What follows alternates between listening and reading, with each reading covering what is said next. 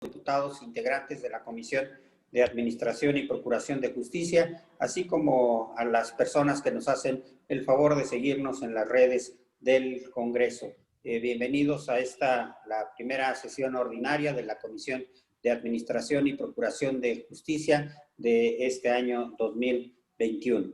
Le pediría a la Secretaría, al diputado Diego Garrido, si pudiéramos hacer el pase de lista para la verificación del foro. Con todo gusto, muy buenas tardes a todos. Por instrucciones de la presidencia procedemos a hacer pase de la lista correspondiente, iniciando con usted, presidente, diputado Eduardo Santillán. Eduardo Santillán, presente. Diputado Carlos Hernández Mirón. Buenas tardes a todos, a todas, presente. Diputado Diego Garrido, el de La Voz, presente. Diputado Guillermo Lerdo de Tejada. Lerdo de Tejada, presente. Diputada Yuriri Ayala Zúñiga.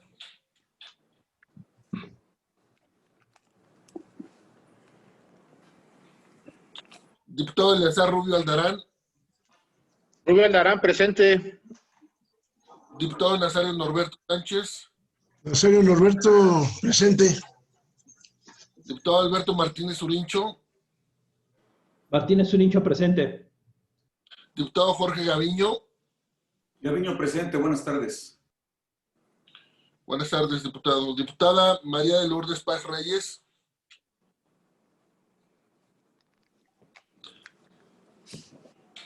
Diputada Janet Elizabeth Guerrero Maya.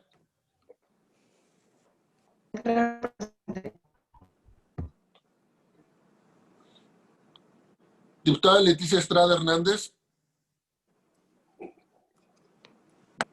Diputada Paula Soto. Diputado Armando Tonatiu González. Diputado Cristian Damián von Roerich de la Isla. Cristian von Roerich, presente. Diputado Ricardo Ruiz. Ricardo Ruiz, presente. Diputada Lizeth Clavel Sánchez. Clavel, presente. Diputada Marta Ávila. Marta Ávila, presente. Diputada Teresa Ramos. Teresa Ramos, presente.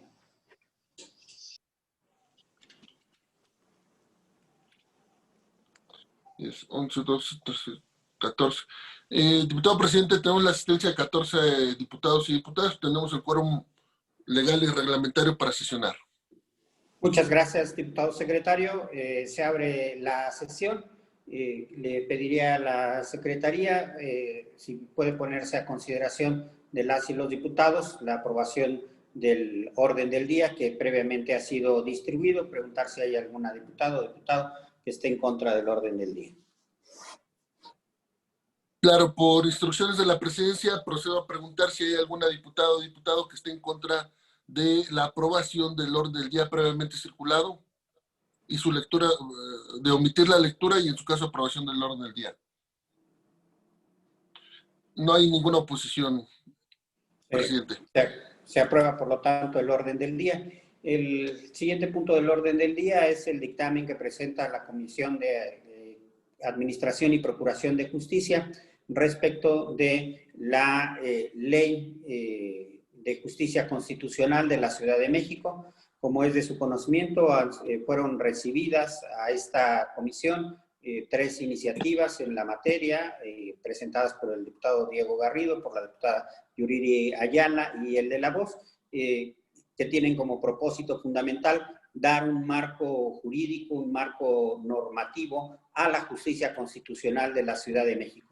Creo que uno de los avances importantes es que se establece en un solo cuerpo normativo, en lo que se denomina la Ley de Justicia Constitucional, los 2 ordenamientos que teníamos dispersos. Por un lado, la ley que regulaba la estructura y funcionamiento de la Sala Constitucional y al mismo tiempo la Ley Procesal Constitucional. Consideramos que a efecto de dar una mejor estructura normativa, se consideró que por su naturaleza lo adecuado es que puedan estar en un solo cuerpo normativo, que es precisamente esta Ley de Justicia Constitucional. Consideramos que con este instrumento, sin lugar a dudas, se da un avance muy importante en cuanto a la reglamentación de esta importante materia en la Ciudad de México, y al mismo tiempo pues se establece la regulación de los diversos mecanismos de protección constitucional, incluidos los propios juzgados de tutela. Yo quiero agradecer y reconocer mucho también el acompañamiento que tuvimos tanto del Tribunal Superior de Justicia de la Ciudad como de manera especial de la Sala Constitucional, de las y los magistrados integrantes de la sala, con quienes realizaron una cantidad importante de mesas, de reuniones de trabajo sobre esta importante materia.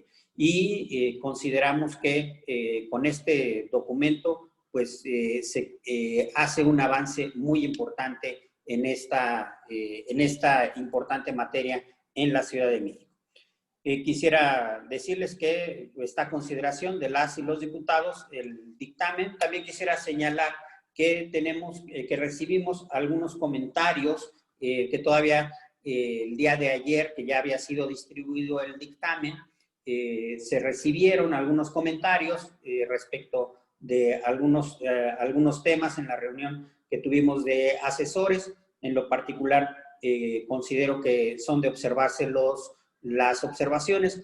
Si ustedes me permiten, le pediría yo precisamente a la Secretaría Técnica que pudiera darnos cuenta de cuáles son estas propuestas, para que en todo caso puedan incorporarse en el cuerpo del dictamen antes de que sea aprobado. Adelante, Edgar. Tu micrófono. Perdón, ya me escucha, ¿verdad? Gracias. Sí, buenas tardes, presidente, buenas tardes, diputadas y diputados.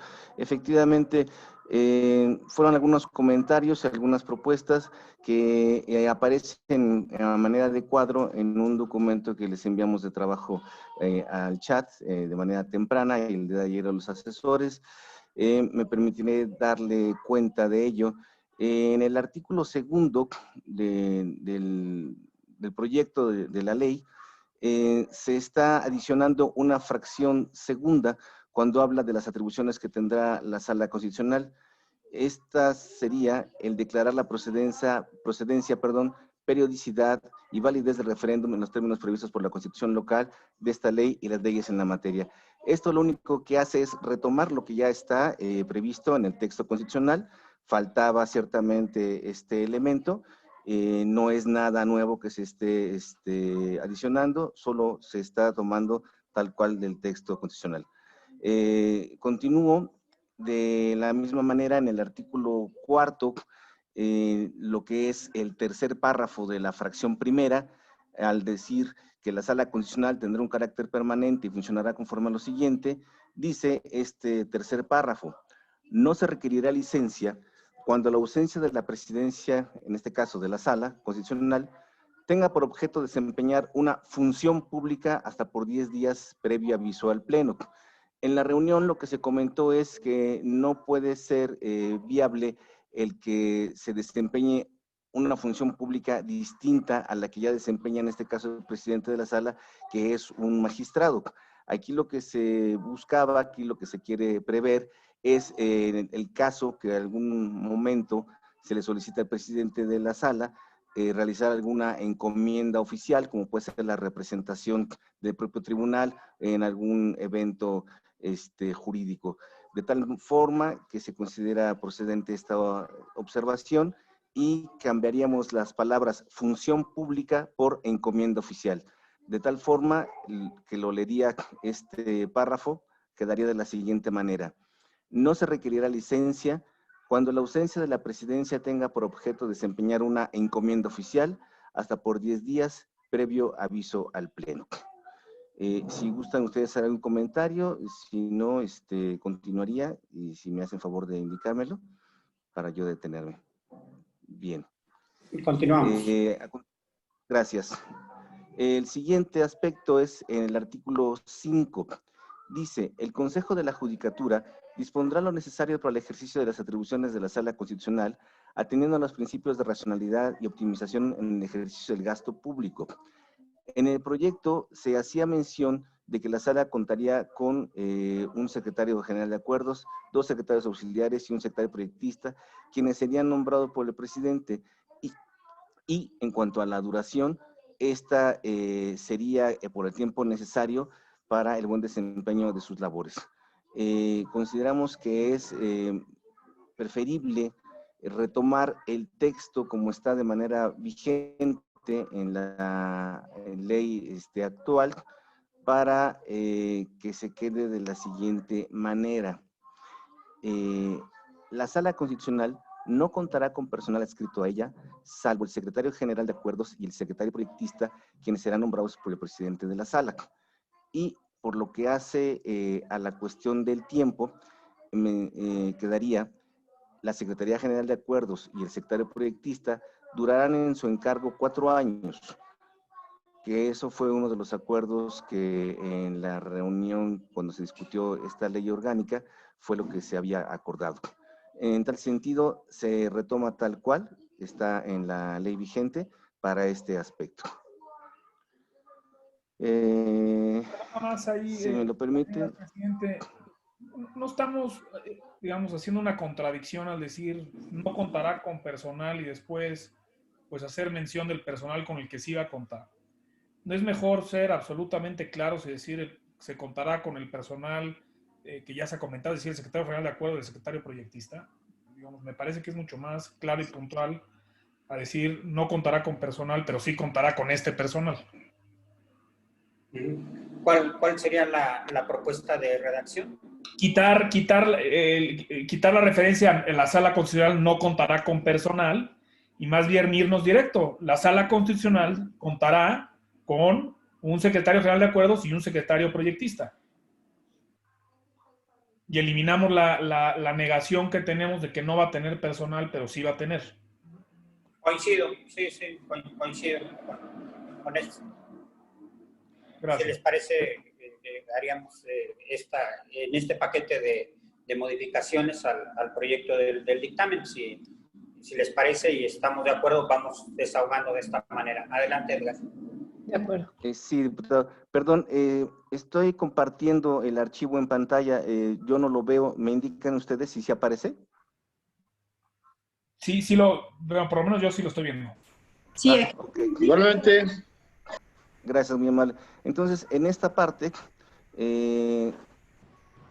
nos iríamos al segundo párrafo. La Sala Constitucional, quitamos la negación. Contará con el personal adscrito a ella. Contará con... Exacto, con un secretario general de acuerdos. Por la cuestión del lenguaje incluyente. Una persona que ocupe... Una secretaría. Sí, una persona que ocupe la secretaría. Con una Secretaría General de Acuerdos y el secretario proyectista. Y una secretaría proyectista. O sea, determinar el cargo, no la persona. Una secretaría general y una de acuerdos y una secretaría proyectista. Bien, quedaría entonces de esa manera. Nada más habrá que decir, perdón, cuyos titulares serán nombrados. ¿Quiénes serán nombrados? Ahí ya lo establece. ¿Quiénes serán nombrados por el presidente de la Sala? Sí, de hecho así es como viene actualmente en la redacción de la ley vigente. Si les parece bien, entonces continuaría con el siguiente párrafo. Dice, la Secretaría General de Acuerdos y el secretario y la Secretaría en este caso, ¿sí? Y la Secretaría Proyectista. Más bien, aquí, si me permiten sugerir, sería los titulares. Las personas titulares. Las personas titulares, muy bien.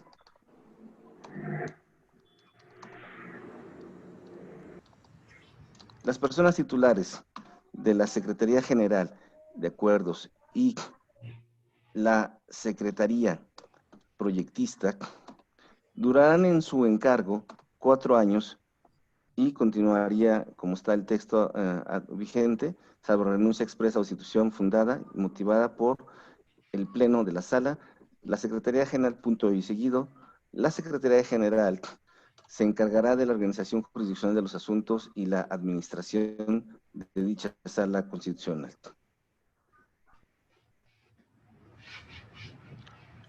Eso sería en este párrafo y terminaríamos modificando el último. De su lado izquierdo dice: el Consejo de la Judicatura dispondrá lo necesario para que la Sala Constitucional pueda contar con espacios para celebrar sus sesiones, así como recursos materiales para su funcionamiento. Se le había adicionado esta parte que ustedes ven en amarillo y testada, y la planta de servidores públicos de justicia que sea necesaria para el buen desempeño de sus asuntos. Se consideró adecuado dejarlo como está actualmente en el texto, que es sin esta última adición. Hay que ver la reunión. ¿Sí? Correcto. Aquí en esta parte había un comentario que vale la pena desahogar, que hacía la asesora del diputado Nazario, en cuanto a la resolución definitiva que no excederá de 10 días naturales. En este capítulo que trata sobre lo que es disposiciones generales, existe una serie de plazos y de términos que preceden para llegar a este momento de la resolución definitiva. La preocupación de la compañera era si esto no contrariaba la disposición constitucional de que fuesen 10 días naturales. Al hacer la revisión, se observó que no, toda vez que se está hablando de la resolución definitiva, la cual, como lo dice la Constitución en su artículo 36, apartado B, numeral tercero, inciso C, deberá emitirse en un plazo no mayor de 10 días. En ese sentido, el proyecto de dictamen quedaría en sus términos. Continuamos en el artículo 5º. Ustedes observarán, marcado con verde, solamente es una adecuación del lenguaje incluyente, al igual que la denominación del capítulo 2º, y así en todas estas partes, como ustedes observan resaltadas en verde, son adecuaciones de lenguaje incluyente y de género.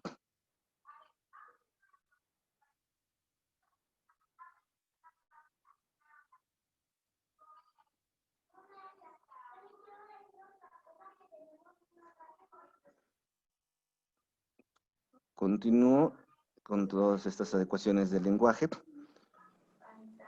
Para llegar ya nada más hay un elemento.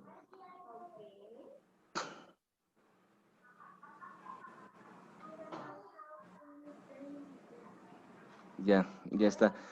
Aquí no viene señalado, pero nada más para comentar, fue también una observación del asesor del diputado Lerdo de Tejada en la parte que mencionaba de los asuntos que debía de conocer la Sala Constitucional, y decía de las normas de carácter general.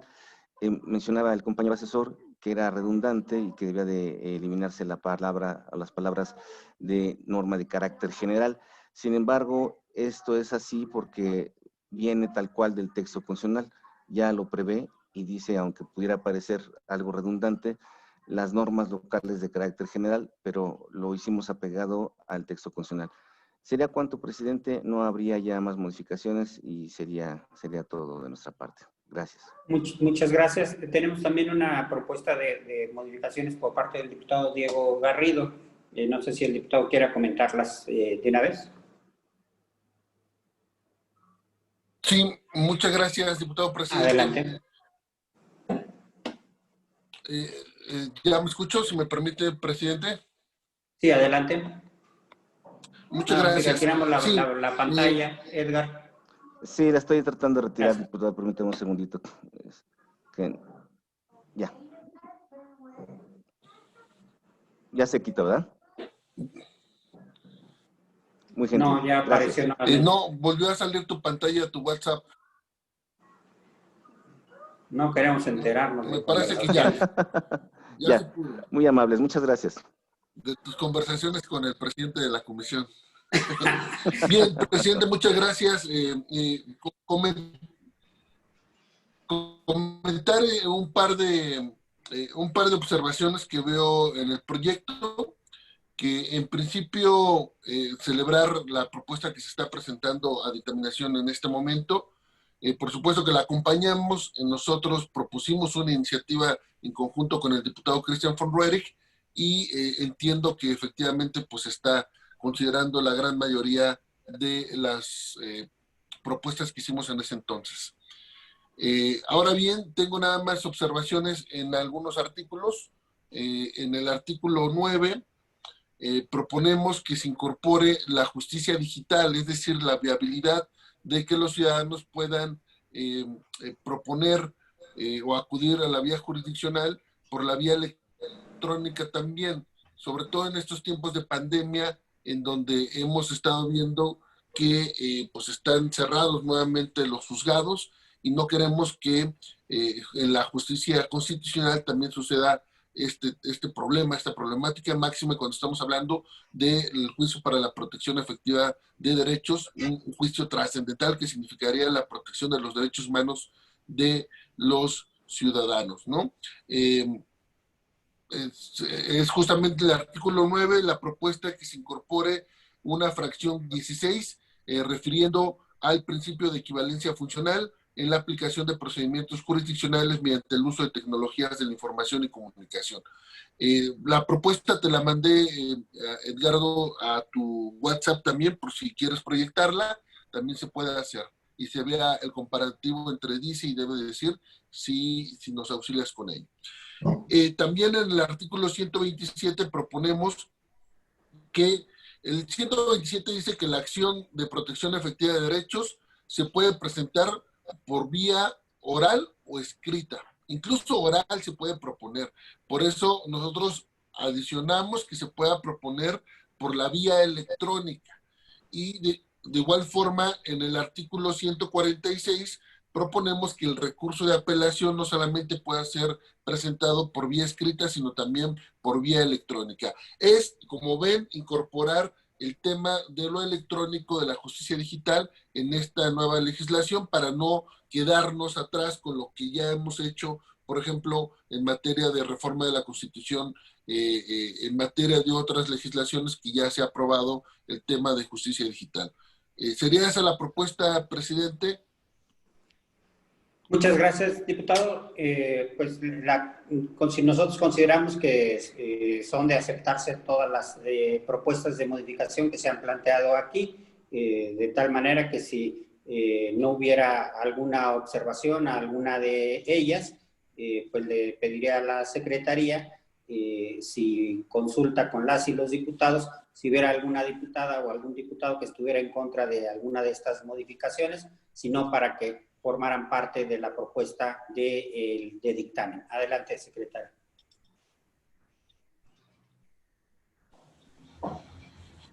Bien, pregunto por instrucciones de la presidencia si hubiese diputados o diputados en contra de las propuestas.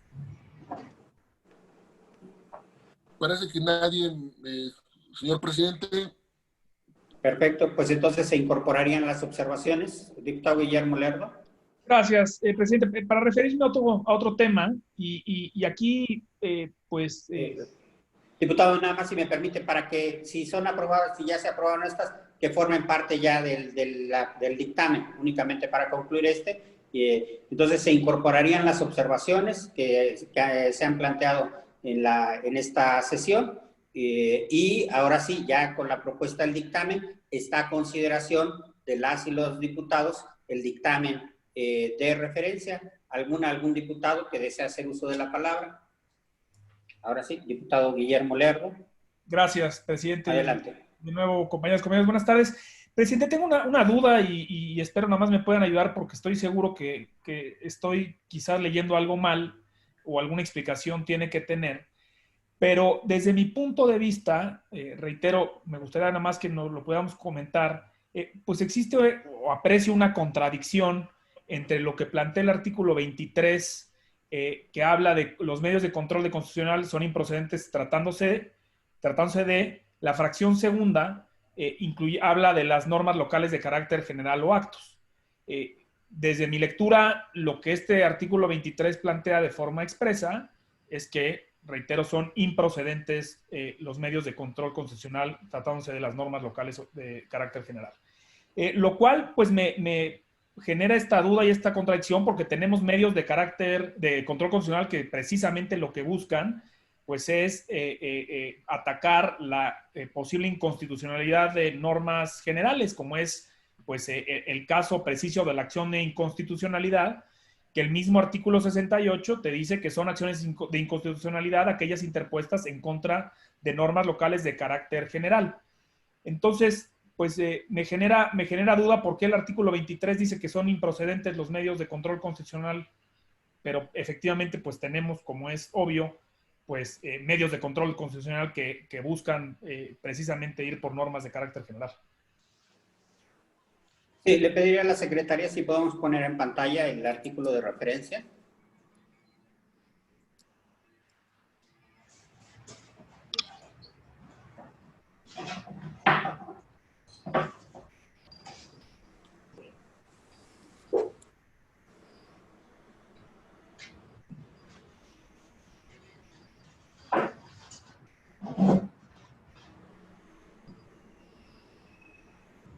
Ese es precisamente el artículo 23, presidente, que habla de improcedentes, pero, digamos, claramente no puede ser improcedente un medio de control constitucional. Es la materia de la propia ley. Coincidiría, yo creo que si usted está de acuerdo, estaríamos suprimiendo esa segunda fracción y recorriendo las subsecuentes.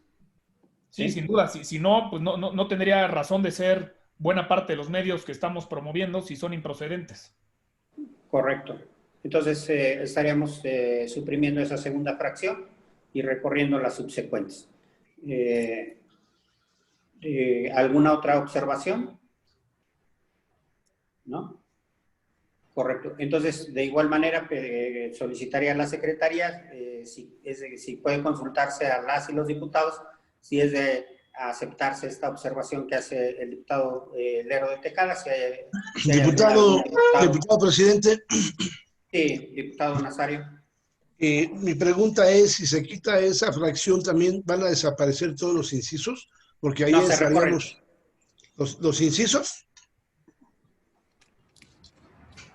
A ver, la fracción solamente tiene varios incisos. A ver, si podemos poner nuevamente en pantalla, la secretaría si me ayuda.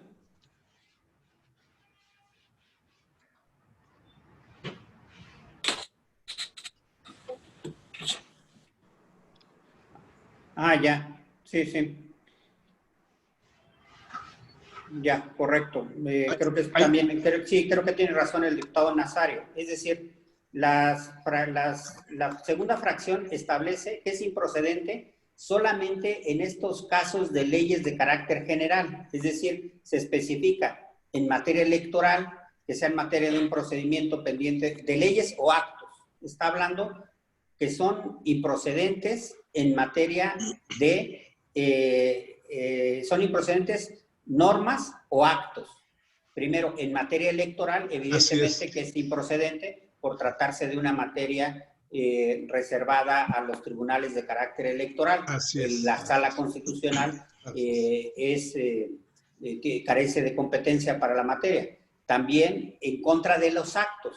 El inciso B sería que sea en materia de un procedimiento pendiente de resolver, siempre que existe identidad de las partes, normas. Entonces, efectivamente, agradezco la observación del diputado Nazario y creo que sí, efectivamente, debe de quedar el artículo en los términos en los que está, porque no se trata de las normas generales en general, sino específicamente en estas excepciones. En la fracción A, que sería la norma en materia electoral, y prácticamente los otros se refieren a actos propiamente. Así es. Y si avanzamos un poco más, sí. La tercera, incluso aquí yo también creo que la materia electoral sí es importante señalarla, así como también la propia Sala Constitucional pues no tendría competencia en esa materia. Por lo tanto, sí es de conservarse la prohibición de que conozca de normas de carácter general en materia electoral. De acuerdo a la lectura, sería únicamente la que quedaría exceptuada. ¿Está de acuerdo, Guillermo? Sí, o sea, efectivamente, y entiendo bien, y por eso imaginaba yo que era un error de apreciación que yo tenía, porque efectivamente no, sería imposible que estuviéramos prohibiendo o declarando improcedentes de cualquier norma de carácter general. Quizás lo que podemos hacer es pues, ser más específicos en el sentido de ser normas locales de carácter general o actos en materia de. Y entonces ya, digamos, somos específicos, estamos hablando justamente de estos casos, ya sea en materia electoral, cuando haya sus efectos y demás, ¿no? Es que está la fracción y después están los incisos. Es leyes o actos, 2 puntos, y a partir de ahí los incisos. Entonces me parece que en técnica parlamentaria estaría atendida la observación, diputado. De acuerdo, si no creen que genera, digamos, confusiones, adelante. Correcto. Entonces quedaría en los términos el dictamen. ¿Alguna otra observación de alguna diputada, algún diputado sobre el dictamen? ¿No? Muy bien. Le solicitaría entonces a la Secretaría tomar en votación nominal el sentido del voto de las y los diputados del dictamen en referencia. Bien, por instrucciones de la presidencia. Perdón, nada más una duda y perdón, creo que es el momento para aprenderlo. Si hubiera por ejemplo, una controversia constitucional o una acción de inconstitucionalidad sobre la ley electoral de la Ciudad de México, que fuera efectivamente una norma local de carácter general, ¿no estaríamos prohibiendo precisamente que sea un medio constitucional el que pudiéramos utilizar para impugnar esa norma de carácter general? No, porque la justicia electoral compete exclusivamente declarar la inconstitucionalidad de las normas en materia electoral al Tribunal Electoral. De acuerdo. Sí, no puede la Sala Constitucional local declarar inconstitucionalidad en materia electoral. Compete en primera instancia declarar la inconstitucionalidad de las normas en materia electoral al Tribunal Electoral, tanto en la materia local como en la materia federal. Y las leyes, la inconstitucionalidad de normas electorales planteadas en constituciones locales es objeto de la Sala Superior del Tribunal Electoral. ¿Sí? Muy bien. Entonces le pediría... Bueno, perdón, nada más siguiendo con la duda que plantea el diputado Guillermo Lerdo de Tejada, efectivamente, a ver, la Suprema Corte puede estudiar acciones de inconstitucionalidad en materia electoral. Entiendo que se está refiriendo a eso el diputado Guillermo Lerdo, porque al ser un símil de constitucionalidad del orden local, la Sala Constitucional de la Ciudad de México sí podría conocer de acciones de inconstitucionalidad locales en materia de la legislación electoral. Y si el artículo está prohibiendo eso, entonces sí será incorrecto. ¿Ya me permite? Como está redactado, perdón, nada más, diputado, como está redactado, parecería que en el caso, digamos, que efectivamente es improcedente incluso contra la ley local. Entiendo por lo que dice el diputado Santillán que la constitucionalidad de la ley electoral local no debiera de pasar por el tribunal local, sino por los tribunales electorales. Esa era precisamente mi duda. Diputado ¿Me Mencho. permite, diputado Santillán? Sí. Adelante. Sí, sobre esta parte, diputado Guillermo Lerdo de Tejada, el tema es de que tenemos un tribunal especializado en materia electoral que atiende el tema local.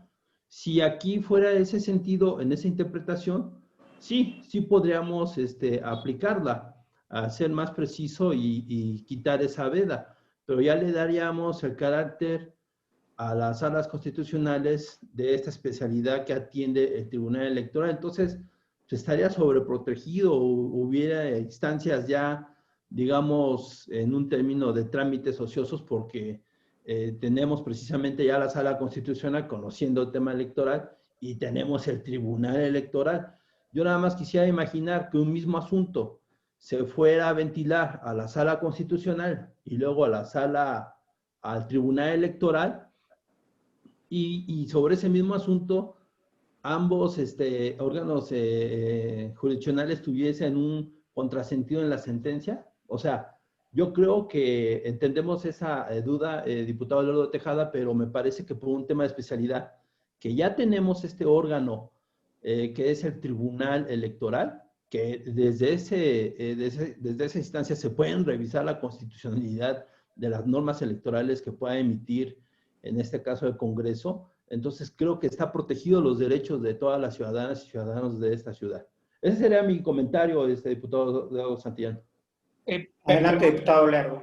Perdón, presidente, y de verdad no es necedad, sino que estoy leyendo textual el artículo 38 de nuestra Constitución, que es el que establece las facultades del Tribunal Electoral, y no encuentro yo en la redacción ninguna que hable sobre la constitucionalidad de las normas de carácter electoral. Si uno ve las funciones que tiene el Tribunal Electoral, es textual, dice, competente para resolver los medios de impugnación en materia electoral, de participación ciudadana, relacionadas con irregularidades en el desarrollo de los procesos, resoluciones en la materia, cuando se consideren violentados los derechos políticos electorales. Entonces, entiendo perfectamente lo que dice el diputado Urincho, no estoy queriendo duplicar. Más bien es una duda genuina si el Tribunal Electoral tiene como sus funciones, y hoy están contempladas dentro de sus funciones, el pronunciarse sobre la constitucionalidad de las leyes electorales. Lo que creo que no debiéramos hacer, si es que el tribunal no tiene esa facultad, es dejar completamente la materia electoral fuera de cualquier revisión constitucional, y esa es la duda que tengo. Sí, correcto. En mi opinión, el Tribunal Electoral de la Ciudad de México es un tribunal de legalidad, ¿sí? Es decir, por un lado, su función fundamental es garantizar que las leyes expedidas por el propio Congreso puedan ajustarse a los principios electorales señalados en la propia Constitución. En mi opinión, la tendencia general en todos los órganos locales, de justicia constitucional, es exceptuar sobre todo dos materias, que sucedería lo mismo con el tema laboral, ¿sí? Es decir, implica que hay un órgano especializado de justicia constitucional en materia electoral, que es en la primera instancia lo que corresponde al tribunal local, y la constitucionalidad de las normas o de constituciones locales o de normas corresponde al Tribunal Electoral del Poder Judicial de la Federación. Efectivamente, se estableció como una facultad de la Suprema Corte de Justicia poder determinar las acciones de inconstitucionalidad tratándose de la materia electoral, pero exclusivamente en el ámbito federal. En la opinión de nosotros, establecer por un lado que la Sala Constitucional le estaríamos dando competencia con una modificación en esta fracción a la Sala Constitucional en materia electoral. En la opinión de nosotros, creo que por un lado el Tribunal Electoral de la Ciudad de México, al encargarse de la legalidad de las disposiciones en materia electoral, es el órgano especializado en poder determinar si esas normas expedidas por el Congreso corresponden al espíritu de la propia Constitución de la ciudad, y que la siguiente instancia serían la sala regional o la propia sala superior. Porque de establecer nosotros que la Sala Constitucional tiene esa materia, se daría, como bien lo dice el diputado Urincho, es ante un acto se puede acudir a dos instancias, ¿sí? Se podría acudir al Tribunal Electoral de la Ciudad de México en revisión a la sala regional o a la sala superior, o podría acudir a la sala constitucional. Entonces, creo que sí es muy importante evitar la duplicidad de jurisdicciones para que evitemos que un mismo asunto vaya a los tribunales electorales y al mismo tiempo a la sala constitucional y que nos generara un conflicto de competencias. Si nosotros lo aprobáramos en esos, dándole la facultad a la sala constitucional, estaríamos generando evidentemente sí un conflicto competencial entre dos órganos jurisdiccionales. Esa sería mi opinión. Diputado Diego. Sí, solo para claridad en la discusión. El Tribunal Local de la Ciudad de México no puede realizar un control constitucional respecto de las leyes locales en materia electoral. Eso estamos ciertos, y nadie podría acudir al Tribunal Local de la Ciudad de México, al Tribunal Electoral de la Ciudad de México, para controvertir el código o la ley procesal electoral, ¿no? Punto número 1. Punto número 2, la Sala Superior del Tribunal Electoral del Poder Judicial de la Federación sí efectivamente analiza la constitucionalidad de los actos. Es cuando un partido, un actor lleva a conocimiento de la jurisdicción un asunto y ya es un pronunciamiento la Sala Superior respecto de la constitucionalidad, no solamente del acto, sino de la ley, y puede invalidar porciones normativas de la legislación respectiva. Es otra cosa muy diferente a lo que estamos redactando. Y 3, es la facultad que tiene la Suprema Corte de Justicia para conocer acciones de inconstitucionalidad en materia electoral, en donde todo partido local o nacional podría interponer una acción de inconstitucionalidad para que la Suprema Corte de Justicia analice si el texto de la nueva ley de la reforma del Código de Instituciones y Procedimientos Electorales de la Ciudad o de la Ley Procesal Electoral se apega o no se apega a la Constitución Federal y al término de convencionalidad, ¿no? Esos son los 3 mecanismos que se están debatiendo, pero lo cierto es de que la redacción, como bien está observando el diputado Guillermo Lerdo de Tejada, nos estaría dejando efectivamente sin que la Sala Constitucional conociera de acciones de inconstitucionalidad en materia electoral, en el símil de que como lo conoce la Suprema Corte de Justicia, ¿no? Y eso me parece que no lo podemos hacer en virtud de que estamos generando un nuevo mecanismo de control constitucional en lo local para efecto de que también se pueda conocer de si la ley electoral local se apega a la Constitución local, ¿no? Y así como se hace en otras entidades de la República. La redacción me parece que debería de ser que la Sala Constitucional no puede conocer solamente de actos en materia electoral, pero sí de leyes en materia electoral. Sí no puede conocer de actos porque esos los ve el Tribunal Electoral, efectivamente, pero la constitucionalidad de la ley, de la reforma, eso sí lo puede ver la Sala Constitucional porque estamos haciendo un símil de la Suprema Corte. El argumento respecto de que hay 2 jurisdicciones, pues lo estamos haciendo porque, a ver, un ciudadano puede conocer, puede tramitar, perdón, los que están facultados para promover una acción de inconstitucionalidad o una controversia constitucional, lo pueden promover tanto en lo local como en lo federal. Estamos poniendo las 2 instancias. Generamos una instancia más nosotros en nuestra Constitución para el control de constitucionalidad local. La salida, me parece, con la observación que ha dado el diputado Guillermo Lerdo, es de que simple y sencillamente se deje fuera de la competencia los actos en materia electoral, lo cual es correcto como viene el proyecto de dictamen, pero sí se mantenga la jurisdicción de nuestra Sala Constitucional para conocer leyes en materia electoral. Muy bien. Si les parece, propondré yo lo siguiente. Diputado Richo, quiere hacer uso de la palabra, adelante. Sí, gracias, diputado presidente. Nada más quiero agregar, complementar algo con lo que acaba de exponer el diputado Diego Garrido.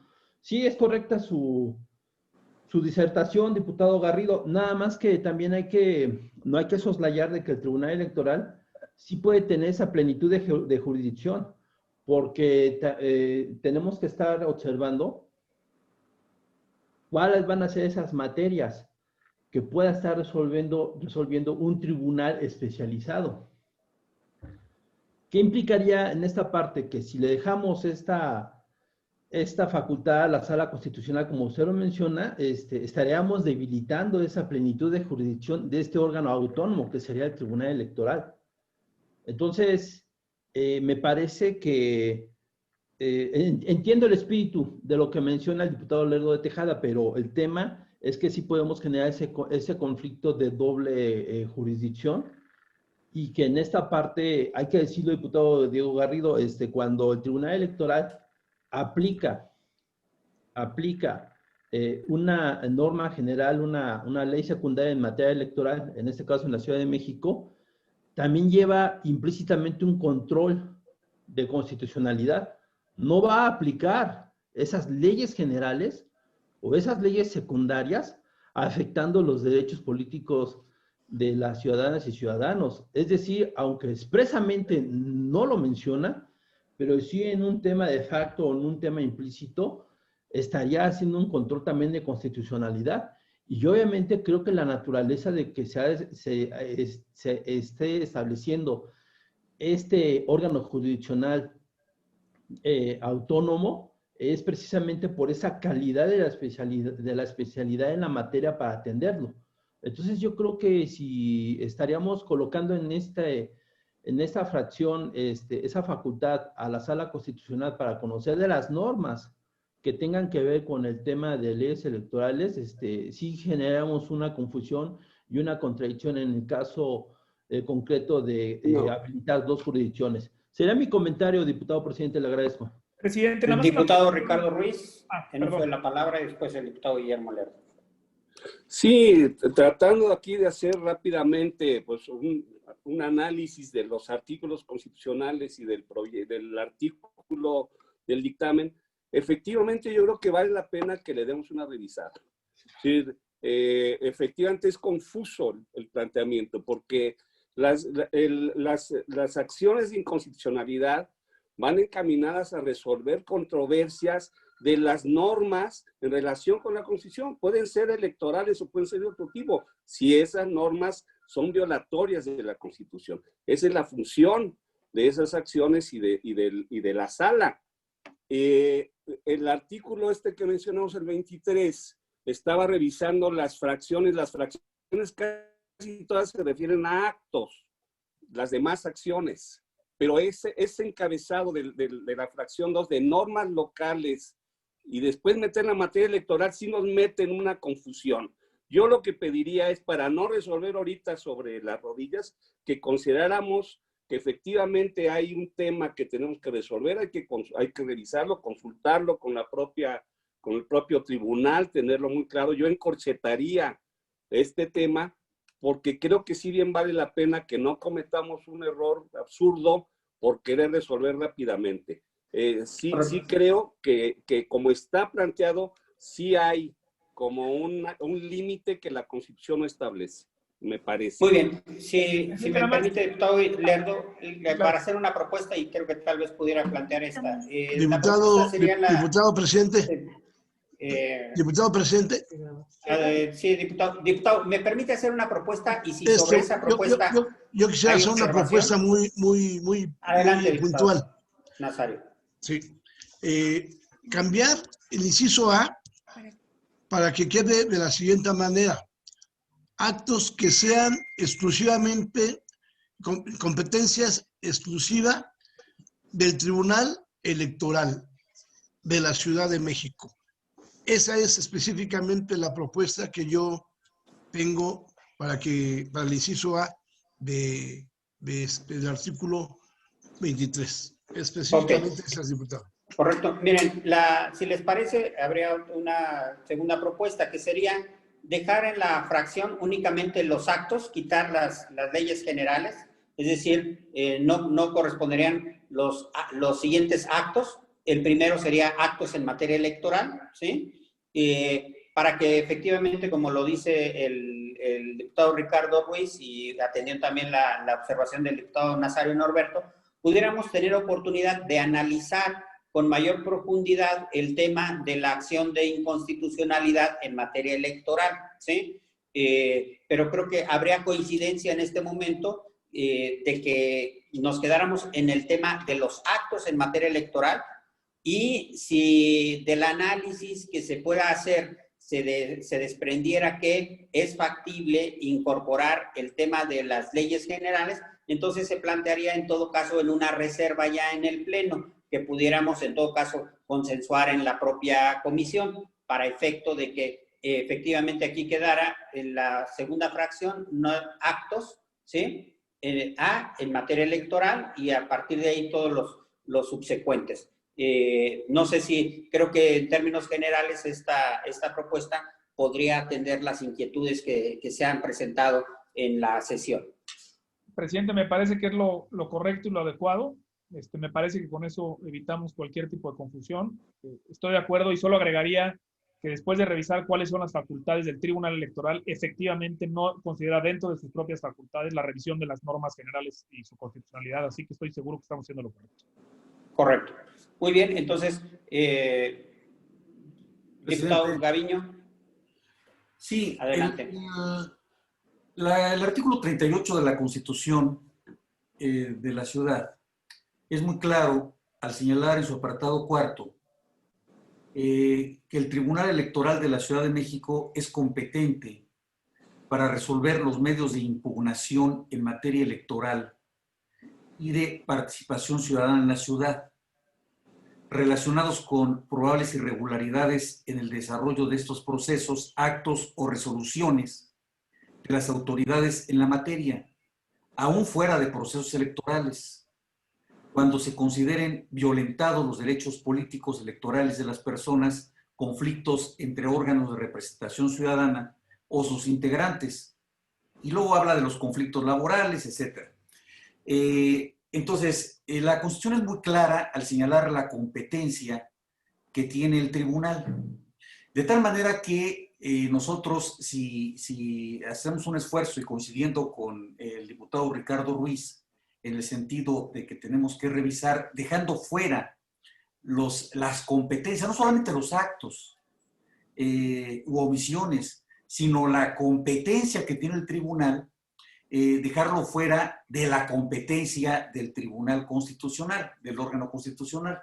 De tal manera que pudiéramos hacer esta situación para no encimar las competencias de la facultad que es muy clara en el artículo 38 de la Constitución, y sí dejar la posibilidad de la revisión constitucional que tiene el tribunal. De tal manera que está bien, yo me sumaría a tener mucho cuidado esto para presentar la reserva conjuntamente, que lo pudiéramos analizar con los asesores, también hacer la propuesta de esa manera, y dejar fuera las competencias del tribunal, que habla el artículo 38 de la propia Constitución.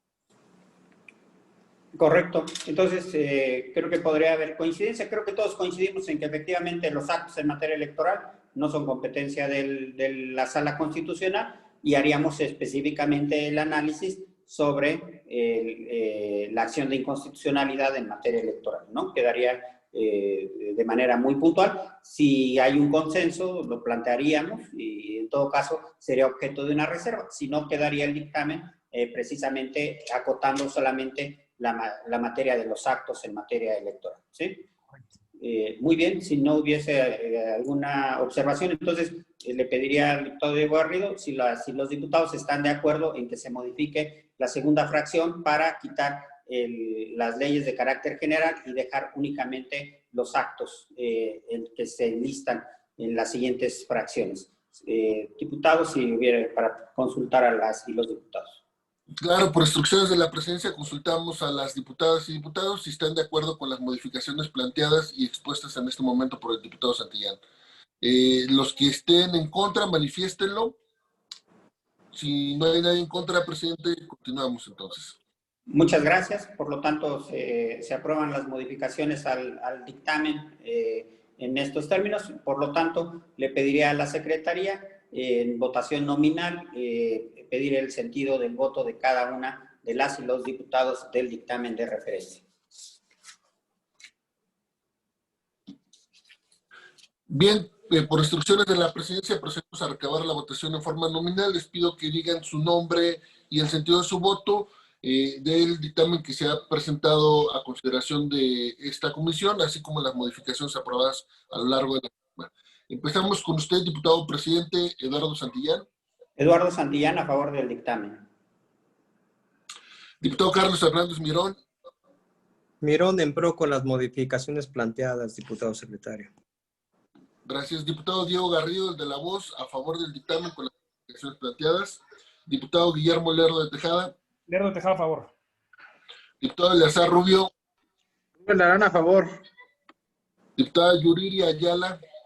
Diputado Nazario Norberto. Nazario Norberto, a favor. Diputado Alberto Martínez Urincho. Martínez Urincho, a favor. Diputado Jorge Gaviño. Gaviño, sí.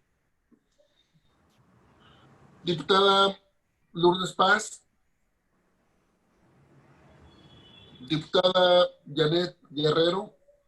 Janet Guerrero, a favor. Diputada Leticia Estrada. Leticia Estrada, a favor. Diputada Paula Soto. Diputado Tonatiu González. Diputado Christian von Roerich. Christian von Roerich, a favor. Diputado Ricardo Ruiz. Ricardo Ruiz, a favor. Diputada Lisette Clavel. Clavel, a favor con las modificaciones. Diputada Marta Soledad. Marta Ávila, a favor. Diputada Teresa Ramos. Teresa Ramos, a favor. Bien. Diputado presidente, tenemos 15 votos a favor, se aprueba por unanimidad. Muchas gracias, diputado. Por lo tanto, queda aprobado el dictamen. Túrnese al pleno a la mesa directiva del Pleno del Congreso para su trámite correspondiente. Les estaremos enviando, en la medida de las posibilidades técnicas, el dictamen para su firma. Como saben, tenemos ahí algún problema con el sistema de las firmas electrónicas del Congreso, pero bueno, pues esperamos nosotros que pueda resolverse pronto. Estaremos enviándoles el dictamen para su firma y poderlo remitir al Pleno para que sea considerado para su análisis y discusión en el Pleno del Congreso. Pues de esta manera estaríamos concluyendo esta sesión ordinaria de la Comisión de Administración y Procuración de Justicia y al mismo tiempo pedirles, no sé si nos quedamos en esta misma liga o hay que entrar a la otra para poder llevar a cabo la sesión con la Comisión Unida de Atención Especial a la Niñez que preside el diputado Guillermo Lerdo de Tejada. Entonces, saldríamos de este enlace, de esta liga, para poder ingresar al otro. Y agradecerles nuevamente mucho a todas y a todos ustedes su participación en esta sesión y salimos para entrar a la sesión de Comisiones Unidas. Muchas gracias.